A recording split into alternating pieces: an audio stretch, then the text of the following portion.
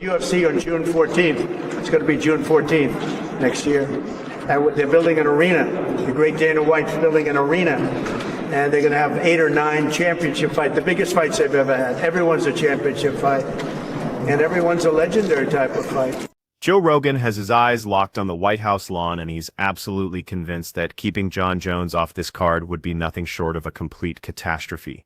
This has quietly evolved into one of the most intense, passionate arguments surrounding what the UFC is calling their most groundbreaking event ever.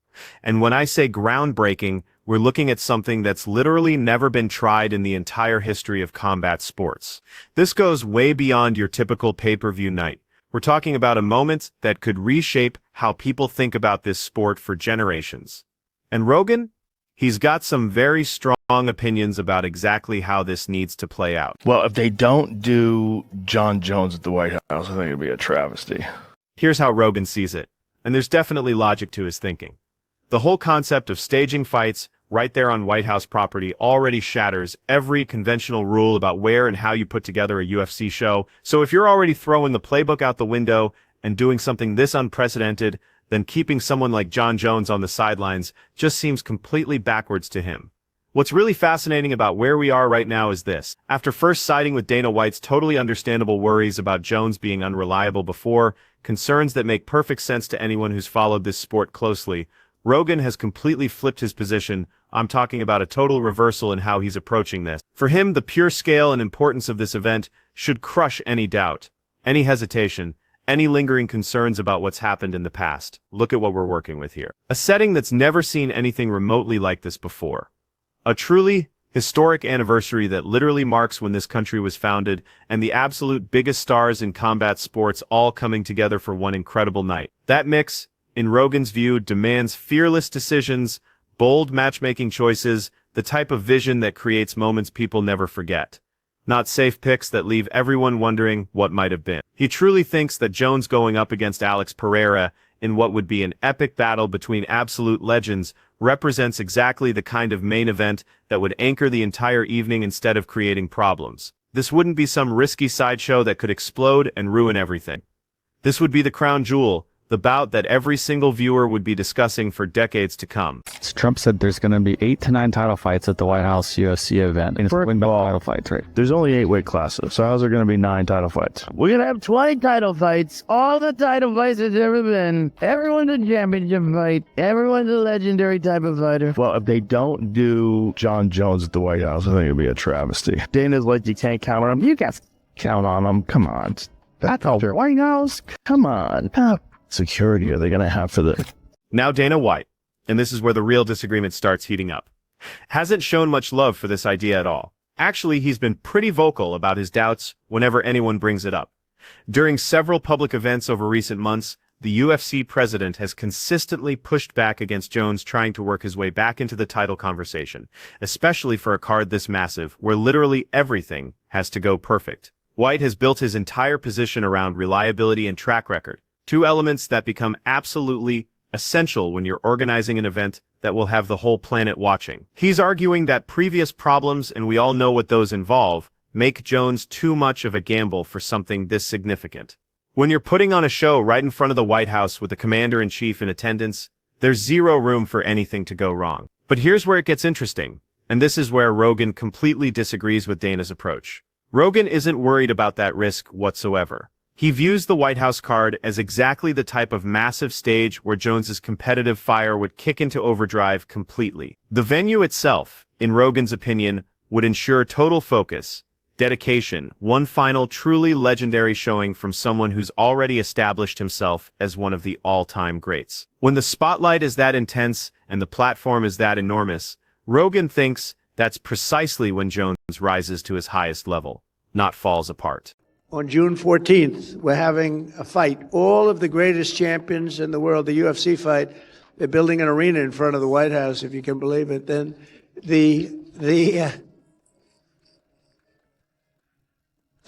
like 6,000 seats, and then they're going to build it for the fight. They're going to have the greatest champions of the world coming, and they're going to have over 100,000 people out. They're putting screens all over certain parts of Washington so everyone can see it. I don't think there'll be anything like it. It'll be on a Sunday night, June 14th. Flag Day happens to be my birthday, but I didn't do it for that reason. Just it actually, sir, we like the June 14th date. I said, it's my birthday. They didn't know it, but they picked it. But it's, I'll take a little heat on that, but it's not that. But I will tell you, that's going to be some. Everyone's asking me for tickets for the UFC. But it's going to be great. They're going to have the greatest champions in the world all fighting that night. The great Dana White does a great job, and he wanted to do it. And the White House will be the background of the fight. There'll never be anything like this. There has never been, and there never will be anything like. All of this heated discussion, all these ongoing battles between key players in the sport, it's all unfolding beneath the enormous pressure of the UFC's vision to honor the 250th anniversary of American independence with an outdoor spectacle on June 14th next year. And we're definitely not looking at some small-scale tribute here. President Donald Trump and Dana White have already shared in pretty remarkable detail that a complete arena is being constructed right there in front of the White House. We're looking at a facility with room for thousands of fans directly on the lawn, plus tens of thousands more taking it all in on huge outdoor screens positioned throughout the entire surrounding region. This is construction on a level that makes most arena events seem tiny in comparison. Trump has personally described the evening as something that goes beyond anything the organization has ever attempted in its complete history. And that's really saying something when you consider the incredible shows the UFC has delivered over the year. He's highlighting not just star quality, though there will definitely be tons of that, but sheer quantity. The total number of bouts, the number of belts being defended, the number of icons entering the octagon all during one single evening. What really got people talking throughout the entire MMA community, and I mean everyone from active fighters to media members to dedicated fans, was Trump's statement that this event might include 8 or possibly 9 TED fights on one card. Just think about that for a moment. 9 championship bouts in a single evening. Looking back through the UFC's complete history spanning multiple decades, the promotion has never exceeded 3 title matches in one night. And that's only happened a few times under very special conditions. The thought of almost tripling that number immediately raised major concerns about planning, champion availability, medical coverage, officiating, television scheduling, and overall quality control. And for a company that's made its name on breaking boundaries and attempting things other organizations avoid, this seemed over the top. This seemed like something that could be legitimately impossible to execute properly. So, Jamie, what were you just saying? I stopped you because it sounds so crazy. Trump said there's going to be 8 to 9 title fights at the White House UFC event, and that they're, I guess, in quotes, withholding. Okay, Dana's first holding of back all, title fights right now. there's only 8 weight classes. So how's there going to be 9 title fights? Oh. Maybe a BMF fight. Maybe add a BMF. Maybe you have all of them in a BMF. I guess, but that's kind of a crazy thing. We're going to have 20 title fights. All the title fights it's ever been. Did he say any matchups? No, he didn't say who. He just said they're gonna. I'll see if there's even like a tweet about it. But I just saw him talking about it. Let's see. What does it say here? Donald Trump predicts 8 or 9 championship fights. Okay. It would literally have to be every weight class fighting for the title, which would be nuts. Everyone's a championship fight. Everyone's a legendary type of fighter. Yeah, he's actually holding back fights right now for 6 months so he can do it in the 15th of June. Trump continued, seemingly meaning 14th of June. Arena's going to be 5,000 or 6,000 seats right in the front door of the White House. 100,000 people in the back where they're putting up 8 or 10 very big screens. What kind of fucking security are they going to have for this? It's got to be insane. Yeah. Are you trying to get on this? Count me in.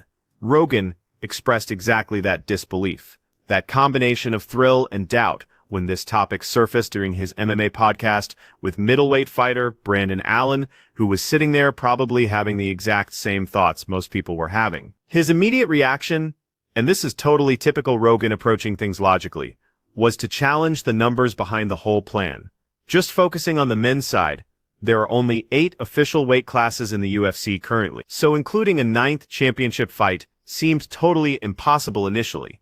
Like, how would that even work? Things become slightly clearer, and this is where it begins to make some sense when you include the women's divisions, which have their own championships, plus the ceremonial BMF belt, which isn't a real title but holds enormous cultural significance in the sport. But even when you account for all of those options, Even when you outline every possible championship that could be on the line, the whole concept still feels absolutely massive in terms of actually pulling it off. Cramming that many crucial fights onto one event, with all the preparation and rest periods that need to happen between them, would challenge everyone involved. Fighters handling weight management and camp preparation, referees overseeing fight after fight, commentators trying to maintain excitement through what could be a 6 or 7 hour marathon, and audiences who would need to stay engaged through an absolutely epic series of championship-level battles. While Rogan admitted that theoretically, on paper, it might be possible if you really wanted to make it happen, he also understood how completely exhausting it would be for everyone watching and everyone working behind the scenes. It wouldn't necessarily require every single title holder defending their crown on the same evening, which would be completely insane logistically, but it would still demand an incredible level of organization between matchmakers, fighter camps, medical staff, and television crews. Despite voicing some totally reasonable concerns about whether this could actually work, he didn't reject the vision completely or call it a bad idea. Instead, his response showed this kind of careful amazement. This attitude of "I cannot believe they're seriously considering this, but maybe they can pull it off." The exact same feeling that many fans experience when they try to picture a night that could totally transform what a UFC super event looks like and what the sport can accomplish on its grandest stage. You know, I have 8 months and change out to the White House event. It's a 6-month operation. You know, I consider it a 6-month operation to get ready for this bout. And that's my focus right now. I'm just eager to, you know, climb the steps into being ready for my return. There's a lot at stake, and I'm very excited at the opportunity. I was right there with my last one. I was in incredible condition, incredibly well prepared, and just a slight lapse in concentration led to an injury. I wish to correct that and show what I'm about. And that's it. I'm eager to get back, and we'll see what the future holds after that. You've become such a big part of BKFC. As you're getting back into fight mode, do you have to take a step back from the other businesses like BKFC, like Forged, just to get ready for a fight, or are you going to be able to kind of balance everything? No, there will be a period of isolation for sure, where the phone will not be answered. And, you know, all my people involved with me understand that it is coming. And as I said, it's a 6-month operation. I'm under no illusion of what lies ahead of me in my preparation efforts. So the phone will be switched off and the work will be executed. Among the fighters who keep getting mentioned for the White House card, coming up in every conversation and rumor, is Conor McGregor, whose possible return to competition has hung over the sport like a question mark for years at this point. After taking that absolutely devastating leg injury against Dustin Poirier in 2021, something that was genuinely difficult to watch, even for people accustomed to seeing brutality in fight sports, McGregor hasn't fought at all. Yet somehow, he stays one of the promotion's most famous faces, possibly the most famous, even after all this time away from real competition. Even though he'll be looking at nearly 5 complete years out of action by the time the White House show happens in June, which is forever in fighting years, he keeps speaking publicly like his return isn't just likely, but guaranteed, like it's already settled in his head. McGregor has mentioned in several interviews and online posts that he's expecting official word early in the new year once matchmaking officially starts, and in the meantime, he's been preparing like the fight is already confirmed. According to him, and he's been pretty steady with this story, the specific details matter less than just getting back to competition and showing he can still perform at an elite level. He's been totally transparent about training twice daily, running complete camps with sparring and fitness work, and everything that goes with serious fight preparation and maintaining legitimate fighting condition. He's motivated as much by habit and personal pride as by any actual deal with the UFC. This is clearly someone who needs this comeback for reasons that go deeper than just finances or attention. The White House is on. We're just waiting for, you know, full confirmation. I assume around February they'll come reaching out and we'll go with the contract negotiations and matchmaking and all that. That's what they say. So I'm just staying ready in the gym, you know, 2 times a day. Does Islam motivate you a bit more than most, like any other champion before that, because you have that feud with them? No. I'm motivated, I'm self-motivated, and I for sure want to crack at that belt. I for sure want to crack at that 70-pound belt to go for the Triple Crown. And what a fight that would be, you and Islam. That'd be crazy, wouldn't it, after all these years? A good fight. A good scrap. Southpaw. It's a good performance out of him, and fair play to him. He had the courage to do it, to go up. So yeah, only excited for it. Let's see what happens. Let's get back in the mix. Yeah, it can be pretty special. What's Michael Chandler for you? Like I said, I hope, but I won't say no to no one. I won't. The UFC will decide it, and I don't care. I just want to come back. You know, I'm just eager to come back and show my work. Connor's longtime trainer, John Kavanagh, has supported that optimism in several interviews, confirming everything McGregor has been saying in public. From a straight training perspective, Kavanagh views the entire team as fully dedicated to the belief that McGregor will step into the octagon next summer. There's no uncertainty in how he discusses it. He's talked about McGregor arriving early to training, truly embracing the routine and focus again after years of distractions, and specifically working toward a definite long-term strategy to prepare for June with specific goals throughout the process. While contract talks and official UFC greenlight remain totally up in the air right now, and that's a major unknown affecting everything, Kavanagh has been absolutely clear that training isn't waiting for documents or Dana White's approval. They're pushing ahead like it's definitely happening because, from their perspective, it is happening.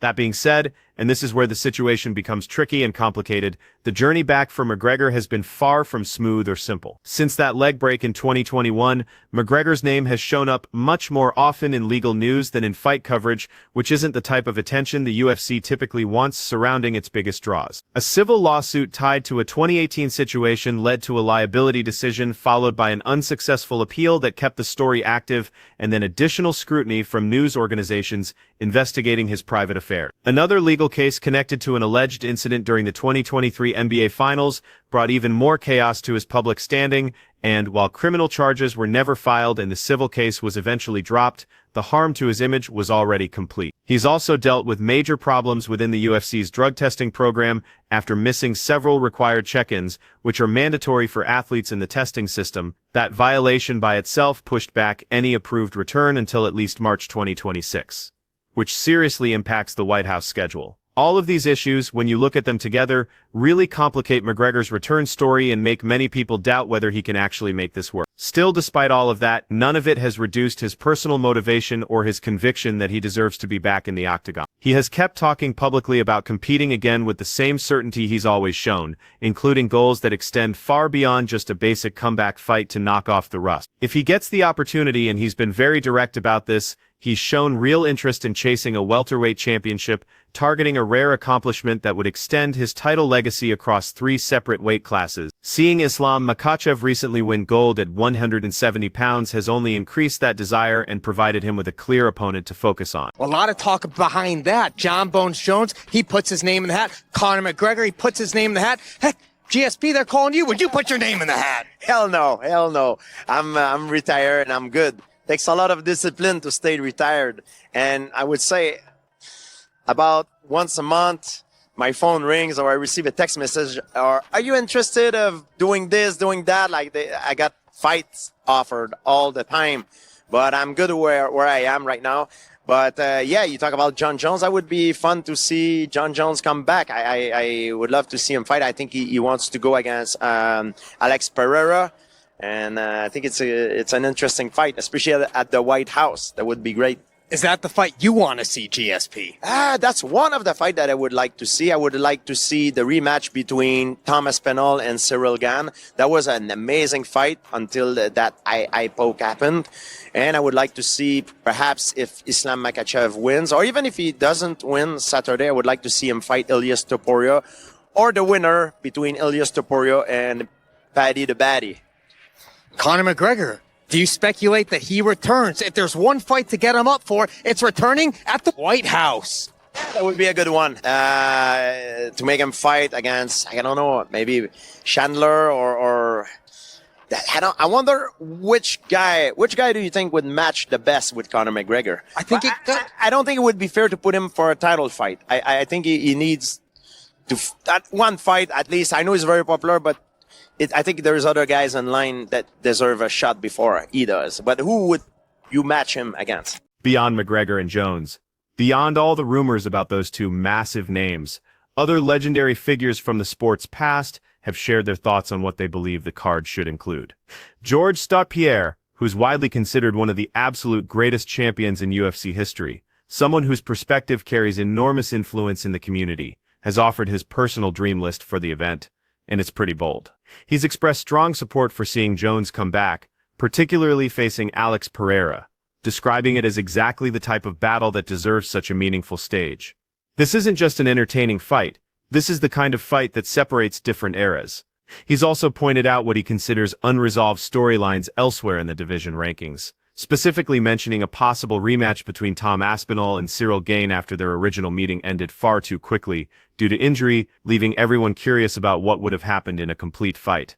Stop-Pierre's vision goes even bigger when he discusses fantasy matchups, with ideas about Islam Makhachev meeting Ilia Topuria, regardless of how Makhachev's welterweight experiment plays out, or what develops with his lightweight belt. For him, this represents a really compelling viewpoint from someone who's competed at the sport's highest level. The White House card creates a special chance to showcase absolute dream fights without being too restricted by normal scheduling, divisional rankings, or the typical behind-the-scenes factors that control matchmaking. The anniversary atmosphere, from his perspective, totally supports taking chances and being innovative with the fight selection, even if it means creating battles that wouldn't typically make sense on a standard pay-per-view event. Now, what's your ideal White House card look like? Jon Jones versus Pereira, for sure.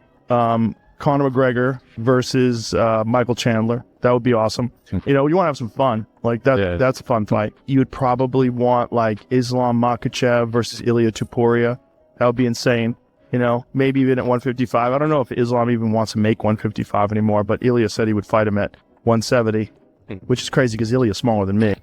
Despite all the rumors, despite all the names getting discussed, and all the dream fights being proposed by athletes and supporters everywhere, Dana White has stayed completely firm on one particular point. He's said over and over in media appearance after media appearance that no official fight booking for the White House show will start until early 2026. That's his position, and he won't budge from it. Until that moment, until we reach that point on the calendar, everything getting talked about publicly exists in this strange limbo of concepts, wishes, online campaigns, and private discussions that the public will never know about. Current champions are discussing who they want to face, former champions are actively lobbying to return to action, and supporters are creating their own versions of what the ideal card would feature. What makes this whole situation pretty unusual, when you look at how UFC events typically get developed, is how publicly everyone is discussing it so many months ahead of time. There's almost never this much open speculation about theoretical cards this far in advance with such confidence and certainty. Usually there's more restraint, more waiting for official word, but the importance of the White House location, the historical significance of what this event means, seems to eliminate all that typical restraint. For Rogan, and he's made this totally clear, that significance absolutely requires the most recognizable personalities and the most exciting fights available. Keeping Jon Jones away, from his standpoint, would completely defeat the purpose of the entire showcase and squander a truly unique opportunity. The debate currently balances perfectly between safety and boldness, between avoiding risks and going for broke. On one side stands Dana White, who's ultimately accountable for everything and responsible for delivering perfect execution under worldwide attention. This is his legacy on the line in front of everyone on Earth. On the other side are personalities like Rogan, McGregor, and Pierre, all pushing the UFC to fully commit to the moment, to accept the uncertainty and the danger, to create something people will remember forever instead of something that simply avoids controversy. With many months remaining before any choices are really made final and agreements are signed, the White House card stays a blank slate ready to be filled. Whether it turns into a careful, thoughtfully planned celebration that covers all the bases, or in complete display of legends ignoring caution and assembling the most loaded card in MMA history, will probably decide how this evening gets remembered years from now in the sports record book.